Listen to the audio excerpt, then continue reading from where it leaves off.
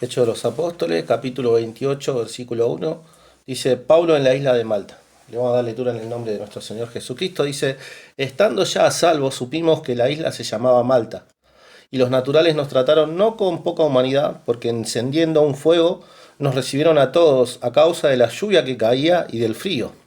Entonces, habiendo recogido Pablo algunas ramas secas, las echó al fuego, y una víbora, huyendo del calor, se le prendió en la mano. Cuando los naturales vieron la víbora colgando de su mano, se decían unos a otros: ciertamente este hombre es homicida. A quien escapó del mar, la justicia no lo deja vivir. Pero él, sacudiendo la víbora en el fuego, ningún daño padeció. Ellos estaban esperando que él se hinchase o que cayese muerto de repente. Mas habiendo esperado mucho y viendo que ningún mal le venía, cambiaron de parecer y dijeron que era un dios. En aquellos lugares había propiedades del hombre principal de la isla, llamado Publio, quien nos recibió y nos hospedó solícitamente 3 días. Y aconteció que el padre de Publio estaba en cama, enfermo de fiebre y de disentería, y entró Pablo a verle, y después de haber orado, le impuso las manos y le sanó. Hecho esto, también los otros que en la isla tenían enfermedades venían y eran sanados, los cuales también nos honraron con muchas atenciones, y cuando zarpamos nos cargaron de las cosas necesarias. Amén. Bueno, acá tenemos nuevamente, Rita había comentado, había también leído la otra vez el naufragio de Pablo, que Pablo estuvo en un barco. Pablo iba preso, ¿no? Y en medio del transcurso de esa navegación dice que se presentó un huracán, un viento tempestuoso, que le pusieron el nombre Euroclidón. Y bueno, dice que ellos estuvieron por muchos días sin ver ni el sol ni la luna, no sabían si eran de día, si era de noche, era tormenta tras tormenta, sacando cosas, viendo como para que el barco no se hunda, cómo hacer para sobrevivir. Y dice que todos ya habían perdido, Lucas describe, ya habíamos perdido toda esperanza de vida. O sea, ya pensaban que tantos días así, siendo abatidos por tal tempestad y tan fuerte, que ya decían, ya está, empiecen a despedirse, empiecen a ponerse a cuenta, porque se acabó toda esperanza de vida. Sin embargo, dice que a la noche, mientras Pablo estaba orando, un ángel se le presentó y le habló. Y le dijo que Dios le había concedido a todos los que viajaban con él. ¿Qué es esto de conceder? Es que Pablo estaba orando por todos. Pablo estaba orando por la vida de esas personas. Entonces dice: mira, Pablo, le dice el ángel, Dios te concedió tu petición. Lo que vos estabas pidiendo, te concedió la vida de todos. Sin embargo, van a encallar en una isla. Entonces Pablo dice que fue con esa palabra y estaban todos tristes. Dice que no comían, ya decía varios días que estaban sin comer, estaban débiles. Y dice Pablo que dijo que cobren ánimo, que hoy se presenta al Dios que yo sirvo, mandó a su ángel y me dio esta palabra: que ninguno de nosotros se va a perecer. Sin embargo, va a haber pérdida material, la nave se va a perder, pero ninguno de nosotros va a morir. Esa fue la palabra que le dio Pablo a todos los presos y los soldados que estaban ahí con ellos. Y dice que después pasó el tiempo y llegaron a esta isla. Y dice que las personas que estaban a cargo del capitán quieren matar a todos los presos para que nadie se escape. Y entre ellos estaba Pablo. Sin embargo, el capitán, para que no le hagan daño a Pablo, no pensó en los demás presos, no pensaba en los presos, porque los presos no eran nada, eran esclavos, personas que habían hecho maldad y les iban a matar. Pero el capitán, pensando en Pablo y resguardarlo, dijo que no eche mano a ninguno. Igual Pablo le había dicho: mira, que si no se salvan esto, no se va a salvar ninguno. Entonces el capitán frena la mano de los soldados para que no maten a ningún preso y para que Pablo sea salvado. Dice que naufragan y llegan hasta esta isla, y empieza el versículo 1, dice: y estando ya a salvo. ¿A salvo de qué? ¿Qué había pasado? Una tormenta, los soldados casi los matan a los presos, y entre ellos estaba Pablo y Lucas. Podían haber muerto a mano, si no era por la mano de la tempestad, ahora peligraban a mano de los soldados. Sin embargo, Dios también nos salva de eso. Y llegan a esta isla. Pablo, que aunque él tenía todas las revelaciones, que aunque él era un apóstol del Señor, y que él había sido llamado por Dios a predicar el Evangelio, que era un siervo del Señor, y tenía muchos talentos, dones para las obras del Señor. Sin embargo, él se puso a recoger ramas. Siempre estaba al servicio, siempre estaba sirviendo. Entonces agarró y empezó a levantar ramas. Y nos muestra una humildad, porque era una persona, una eminencia, por decirlo, de las cosas de Dios. Sin embargo, se puso a recoger ramas. Mientras él estaba juntando estas ramas, cuando echó las ramas al fuego, Dice que una víbora, huyendo del calor, lo mordió a Pablo y se le colgó ahí y se le prendió del brazo o de la mano. Y dice que cuando vieron todo esto los naturales, viendo todo esto que pasaba, dice, bueno, ya este chabón, dice, si sobrevivió de todas estas cosas, es porque algo malo hizo. La justicia divina no lo deja. Sin embargo, Pablo dice que pone la víbora en el fuego y la víbora lo suelta y ningún daño sufre. Y yo lo primero que quería destacar es cómo el Señor, porque Dios lo guardó de la tormenta, Dios lo guardó de los soldados y ahora Dios también lo libraba del veneno de la serpiente. Cómo es Dios, cómo iba librando la vida de Pablo. Y nosotros vemos esa víbora venenosa, ¿no? Que los nativos decían que estaban esperando que él se hinchase y cayese muerto de repente. O sea que ellos sabían, ellos tenían el conocimiento de que esa víbora era venenosa. Porque sabían que si esa víbora te picaba, moría, no había otro resultado. Todos mirándolo a Pablo a ver cómo se va a morir. Y capaz que Pablo estaba re tranquilo, calentándose la mano en el fuego, porque él estaba con el Señor. Sin embargo, esta persona decía, bueno, empezá a despedirte, Pablo, empezá a decir tus últimas palabras, porque ahora te vas a hinchar y el veneno va a empezar a hacer su efecto y vas a morir. Sin embargo, Pablo no perdió la esperanza, no se asustó, la palabra no dice que él hizo algo, no, nada, él estaba confiando en el Señor. Él estaba esperando en el Señor. Y aquí se cumple una promesa de Dios, porque después vemos que él después llevaba a la casa de Publio, y en la casa de Publio él produce una sanidad, sana al padre de Publio, ¿no? Pone la mano, dice, sobre el padre de Publio y se va la fiebre. Y en Marcos 16, 18 dice esta promesa que dio Jesús. Dijo, y tomarán en las manos serpientes, y si vivieren cosa mortífera no les hará daño. Sobre los enfermos pondrán sus manos y sanarán.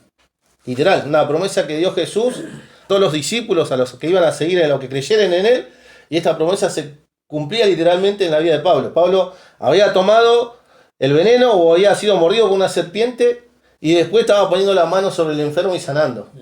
Y esa promesa se estaba cumpliendo ahora en Pablo. Literalmente, él estaba siendo atacado por ese veneno, no le hacía ningún daño, ningún efecto, y después él pondría esas manos mismas que estaban lastimadas, que quizás tenían los dos agujeritos. Quizás el padre de Publio miraba esos agujeros y decía, wow, le picó una víbora, ¿qué va a hacer? ¿Me va a transmitir el veneno? Sin embargo, él lo sanaría. Pondría la mano sobre los enfermos y los sanaría. ¿Por qué? Porque la promesa de Dios se cumplen y nos da la seguridad a nosotros de que las promesas de Dios se cumplen en la vida de aquellos que se ponen al servicio de Dios, ¿no? A ver, vamos a leer el 4. Dice, cuando los naturales vieron la víbora colgando de su mano, se decían unos a otros, ciertamente este hombre es homicida, a quien escapado del mar la justicia no le deja vivir. Ahora imagínense escuchando esto Pablo, escuchando esto Lucas, escuchando esto los soldados, escuchando esto los otros presos, decían, sí, verdaderamente este chabón es malo. Porque aunque, mirá, se hace tanto que es un predicador, pero por algo dice, le pasa esta cosa.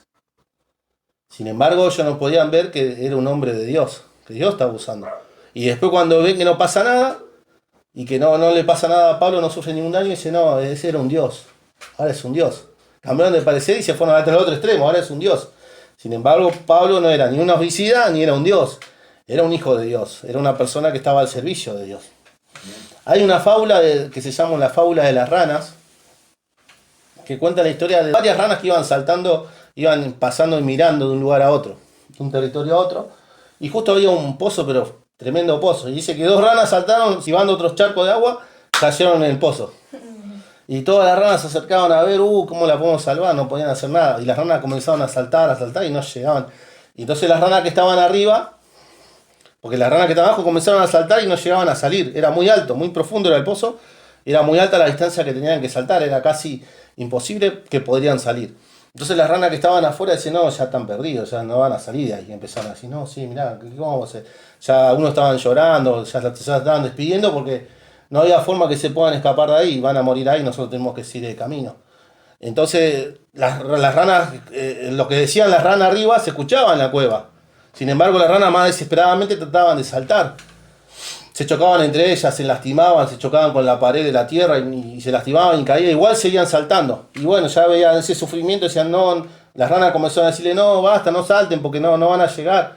Ya está, no estén haciendo tanto lío. Y empezaron a decirle, cálmense, pues se están lastimando, no se choquen, quédense quietas. Dice, ahora vamos a ver qué podemos hacer, pero no salten porque no hay forma, no es posible que puedan escapar de ahí. Como las ranas estaban arriba, podían ver que no se podía. Y dice que las ranas, que estaban adentro y querían salir, no importaba lo que decían, pero una ya escuchando todo lo que decían las demás ranas se cansó y se quedó ahí en el suelo. Y tanto el esfuerzo que había hecho que se murió. Se murió porque habían hecho un esfuerzo grande, estaba saltando. Sin embargo, la otra seguía saltando, decía, pará, ya está, mirá, la otra se murió, quédate quieta, le decían, calmate, decían, y seguía saltando, pará, no salte más, ya no hay forma de salir. Y bueno, de tanto que saltó, iba saltando más alto. Y en uno de esos saltos, ¡pum!, saltó y salió del pozo. ¿Viste? Y nadie lo podía creer, las otras ranas. ¿Qué pasó?, decían. Y se le acercaron a la rana para preguntarle cómo había hecho, cómo hizo. Y bueno, le preguntaban, ¿qué hiciste? ¿Cómo hiciste? Y la rana, claro, no sabía cómo explicar porque era sorda. Entonces la rana, haciéndole señas, le da gracia porque dice, como usted diciéndole enseña, dice, traigan a ver uno que lo que está diciendo la rana. Entonces la rana sorda le hace entender con un intérprete de rana que le dice que es como ella vio que lo estaban alentando, que suba, que va a poder, que no se rinda, entonces ella no se rindió. Y que estaba contenta porque ellos le estaban alentando que suba. Entonces por eso ella pudo saltar. Pero nosotros sabemos que, bueno, que en realidad ella como no escuchaba, no sabía lo que le estaban diciendo. Pero ella pensaba que le estaban diciendo que iba a poder, que suba, que salte, que salga saltando, que salte. Y bueno, así pudo salvar su vida. Esta fábula habla de podemos entender cuán importantes son las palabras, o determinantes son las palabras, o una buena palabra de aliento en un tiempo de crisis. Una palabra de aliento a una persona en un tiempo de crisis es muy importante. Pero acá tenemos a estos naturales que tenían otra palabra. No era una palabra de aliento. Y muchas veces nosotros somos como los naturales. Nosotros tenemos que ser espirituales, no naturales. ¿Somos naturales o espirituales? Somos espirituales nosotros. Pero muchas veces nos comportamos como naturales. Porque cuando vemos a alguien en crisis, un hermano en crisis, no le decimos vamos adelante o confía en el Señor. No, por algo es. Pecaste, sos homicida, hiciste esto, estás en aquello. Lo enjuiciamos. Le echamos más tierra. Sin embargo, la palabra nos llama a nosotros a tener una palabra de aliento, una palabra de misericordia. Una palabra que levante. Y tener discernimiento de saber de que por ahí es un propósito de Dios. Los naturales veían ahí a Pablo que le colgaba la serpiente y ya le empezaron a decir, es un homicida, un asesino, este hizo cosas malas, este es la peor persona, es uno de los peores de todos. Sin embargo, Pablo no le escuchaba. Pablo no le escuchaba lo que decían ellos, no le importaba, porque él sabía que Dios lo había librado de la tempestad, de la mano de los soldados, que era una serpiente para Dios, que era una pequeña mordida para un veneno de una serpiente para Dios, y el Dios grande de él lo había libertado de la tempestad del mar. Cuando ya no parecía que iba a haber forma, solución, Dios lo libró de ahí, y después lo libró también del naufragio. Entonces él ya sabía que Dios era tan grande en él, que esa serpiente no le iba a hacer nada. Porque Dios lo había escogido, porque Dios estaba con él. Él no se puso a renegar, uy, ahora mirá, Dios, me sacaste esto y lo otro y ahora me pico una serpiente. ¿Cómo puede ser? ¿Por qué no va a juntar rama a otro? Yo tengo que ir a buscar rama, que soy el apóstol. No. Él fue, puso la mano cerca del fuego, la puso a la víbora y la tiró al fuego. La víbora se quemó toda. Y lo soltó. Y dice que el veneno no le hizo daño. ¿Por qué? Porque Dios lo guardaba y había una promesa sobre su vida. Amén. Y así también hay una promesa en nuestras vidas. Amén. Gloria a Dios. Así hay promesas en nuestras vidas. Por eso tenemos que no ser como los naturales, sino ser espirituales y dar una palabra de aliento oportuna en momentos de crisis a las personas puede ser determinante para la vida de esa persona. Ahora, Pablo no hizo caso a lo que decían los naturales. Dios lo libró de esa tempestad. Y ahora él también sabía que lo libraría de esa pequeña serpiente. Aunque sea la más venenosa de todas, si Dios lo había librado de tan grande tempestad, ¿cómo Dios no lo libraría ahora de esta situación? Muchas veces nosotros también vamos a sufrir de alguna manera una mordedura de una serpiente espiritual. En sentido figurado, son situaciones, circunstancias que nos vienen a detener, circunstancias que nos vienen a hacer bajar los brazos, a desanimarnos, situaciones que vienen a querernos hacernos sentir mal. Habrá personas que como serpientes que querrán lanzar su veneno sobre nosotros, que nos querrán hacer sentir solos o solas, nos querrán rechazar, nos rechazarán. nos querrán hacer sentir mal, querrán detener lo que Dios hace en nuestra vida. Con palabras. Lanzarán palabras de veneno. Palabras que nos harán sentirnos mal.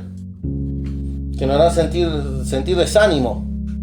Pero así como Pablo puso la serpiente en el fuego, es así que nosotros también tenemos que poner esa serpiente en el fuego del Señor.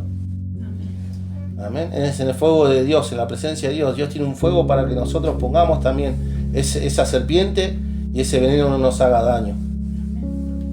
Amén. Debemos sacudir esa serpiente en el fuego de Dios.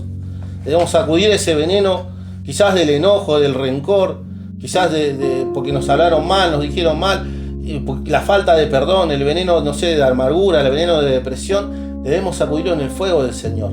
Y que ese veneno no nos tiene que hacer daño a nosotros, porque nosotros somos hijos de Dios. Entonces, ¿cómo nos deshacemos de eso? Es en el fuego de Dios.